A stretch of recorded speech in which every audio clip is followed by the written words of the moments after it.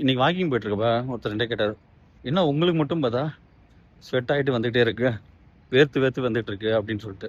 எனக்கு அப்போ தான் அவனுக்கு தோணுச்சு, நான் வந்து எந்த ஒரு எக்ஸ்பெக்டேஷனுமே இல்லை, ஜஸ்ட்டு வாக்கிங் போகிறோன்ட்டு போனேன்.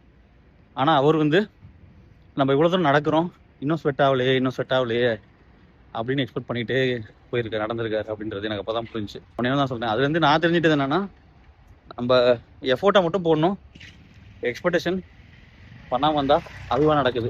இது வந்து வாக்கிங் மட்டும் இல்லை, பொதுவாக பார்த்தீங்கன்னா ஒரு ஒர்க் பண்ணிட்டோ ஏதோ ஒன்று பண்ணிவிட்டு நம்ம வந்து ஐயோ நான் எக்ஸ்பெக்ட் பண்ணேன் எனக்கு வரல அப்படின்வோம். பட் நம்மளோட எஃபோர்ட்டை நல்லபடியாக கொடுத்தோம் அப்படின்னா அதுக்கான ரிசல்ட் வரும்.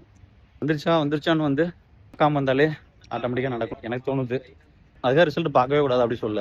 ஒரு சர்டைன் பீரியடுக்கு அப்புறம் நம்ம எஃபோர்ட் போட்டதுக்கப்புறம் ஒரு 1 மந்த் ஒன்ஸு இல்லை 1 இயர் ஒன்ஸு அந்த மாதிரி வேணால் செக் பண்ணிக்கலாம். ஆனால் எஃபோர்ட் போட்ட உடனே என்னடா அது ரிசல்ட் வரல அப்படின்னு எக்ஸ்பெக்ட் பண்ணால் அது நடக்கிறது கொஞ்சம் லேட் ஆகுது. உங்களுக்கு என்ன தோணுதுன்னு சொல்லுங்கள்.